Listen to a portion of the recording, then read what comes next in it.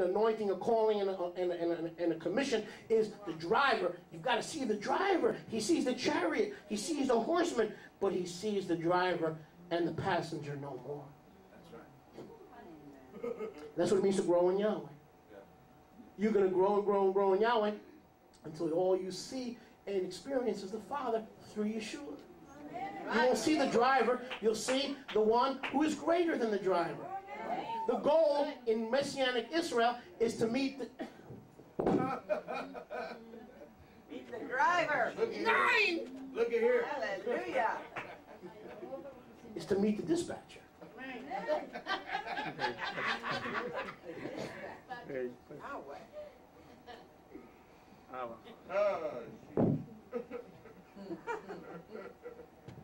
Because the dispatcher is greater than the driver. Yahweh. And when you get to know the driver, you'll find out who's done the dispatching. That's right. Baruch Hashem Yahweh. I said Baruch Hashem Yahweh. Hallelujah.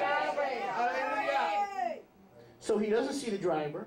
He surely not see the dispatcher without the driver. And his mentor is gone. Fast forward, please, to 2 Melachim 6. Yeshua said what? Philip, if you've seen me, you've seen the dispatcher. You're not going to meet the dispatcher, you're going to meet the driver of the Merkavah. Everything I've shown you. Have I been with you this long, Philip, and yet thou hast not known me? He that has seen me has seen. That is the Father manifested through me. Are you with me? Yes. 2 Melachim 6:17. I didn't think it would go this way, but it is. And I'm not complaining.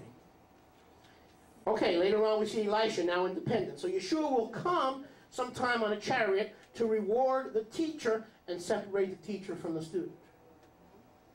You see what's happening here? Yeshua comes to reward the teacher, the prophet, who himself used to be in the Merkavah, get him out of the picture and not make Elisha dependent on Eliyahu anymore, but to make him stand on his own 2 feet in his own ministry with his own twofold double portion anointing somebody. So if I'm doing my job, there will be ministers, rabbis, shepherds, music, worship teams coming out of this ministry, and the fruit will fill the world if I'm doing my job. If I'm building my own kingdom, I will not reproduce myself. That's right. Amen. Come on. Amen. Come on.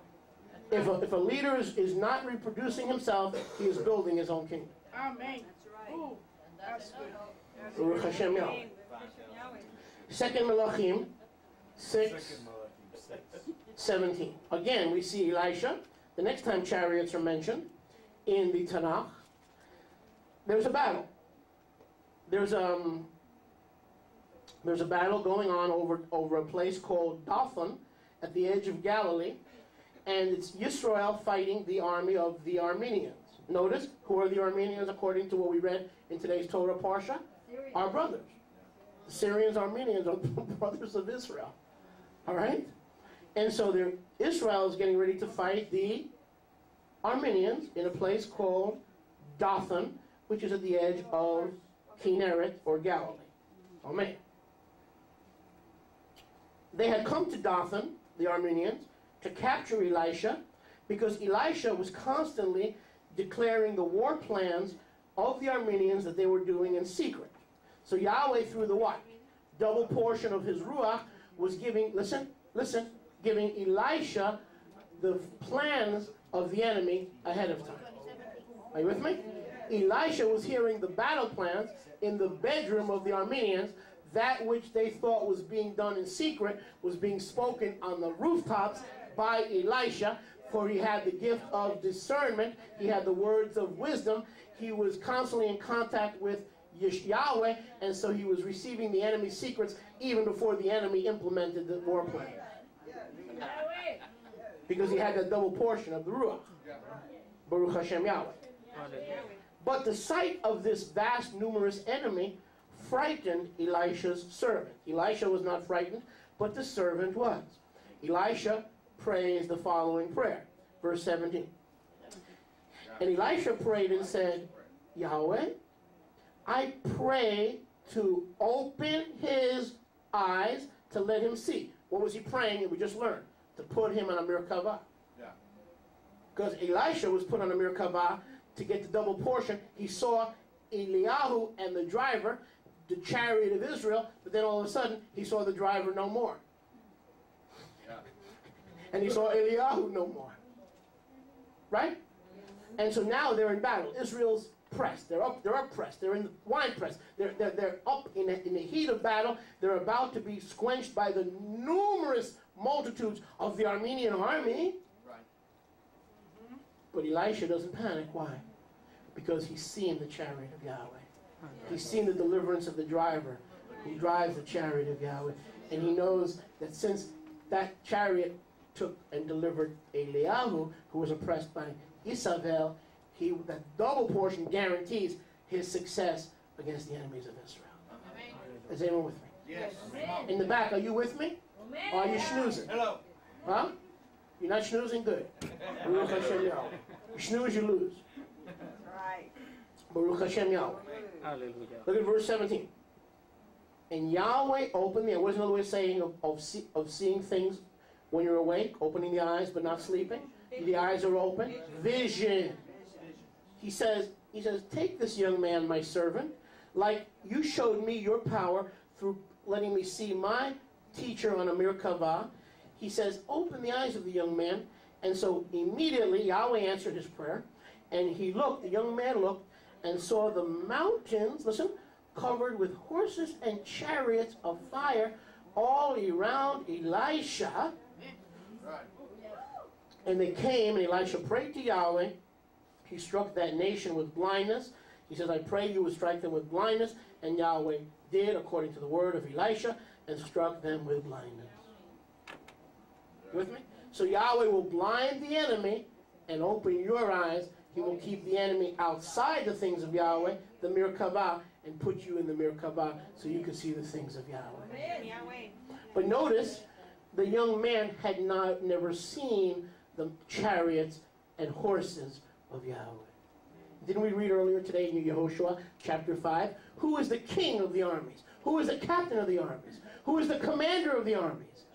It is Yeshua HaMoshiach, and he said to Yehoshua, Joshua, take your shoes off because the place that you are standing right now is holy ground.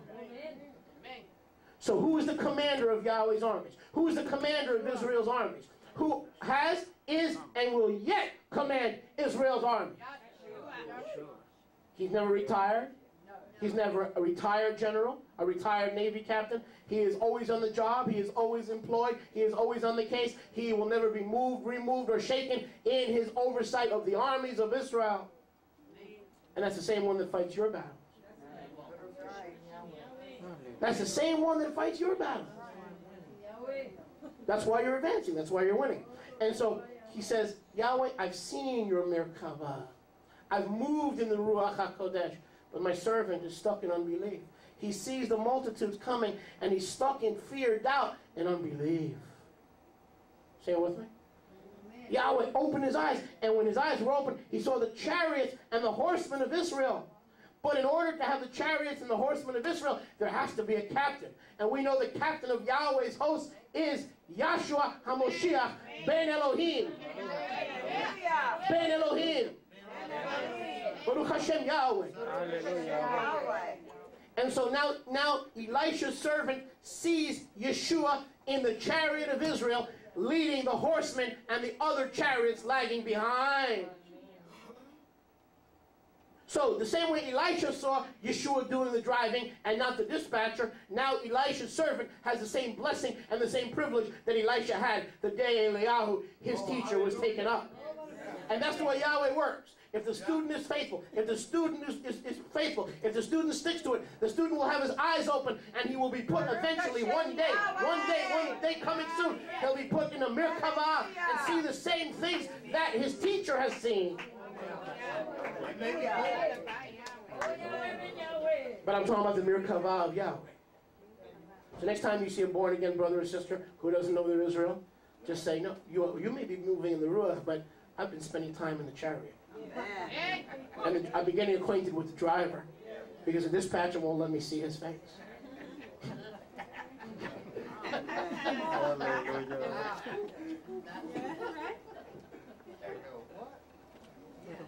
The book of Psalms, turn with me to Tehillim, the chariot of Yahweh. We're just getting started. We're just getting started.